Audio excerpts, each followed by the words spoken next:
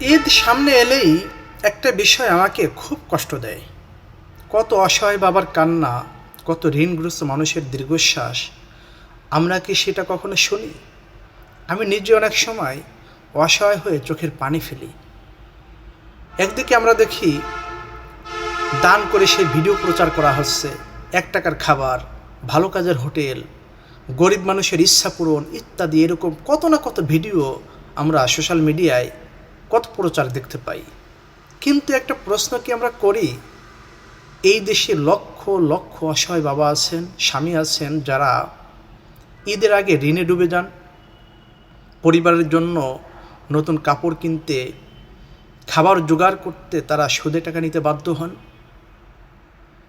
অনেকে দিনের পর দিন পাওনাদারের সামনে মিথ্যা বলতে বাধ্য হন। আর দুঃখের বিষয় হলো, কেউ কেউ হতাশ হয়ে ভয়ঙ্কর সিদ্ধান্ত নিয়ে ফেলেন। আমার প্রশ্ন হলো, জাকাত তো ইসলামের একটি বড় সামাজিক ব্যবস্থা, তাহলে কেন ঋণগ্রস্ত মানুষের পাশে দাঁড়ানোর জন্য জাকাত ভিত্তিক উদ্যোগ এতটা কম? যদি সত্যি সমাজকে আমরা বদলাতে চাই, তাহলে আমাদের এমন একটা উদ্যোগ নেওয়া দরকার যেখানে ঋণে ডুবে থাকা মানুষদের মুক্ত করা হবে। কারণ ইসলামে জাকাতের একটি বড় হকদার হলো তো ঋণগ্রস্ত মানুষ।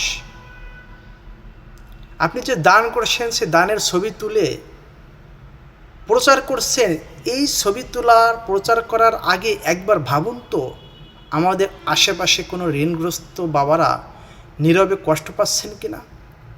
দর্শক, আপনাদের কি মনে হয়, আমাদের সমাজে কি ঋণগ্রস্ত মানুষের জন্য জাকাত ভিত্তিক বড় উদ্যোগ হওয়া দরকার? কমেন্টে আপনাদের মূল্যবান মতামত জানাতে পারেন।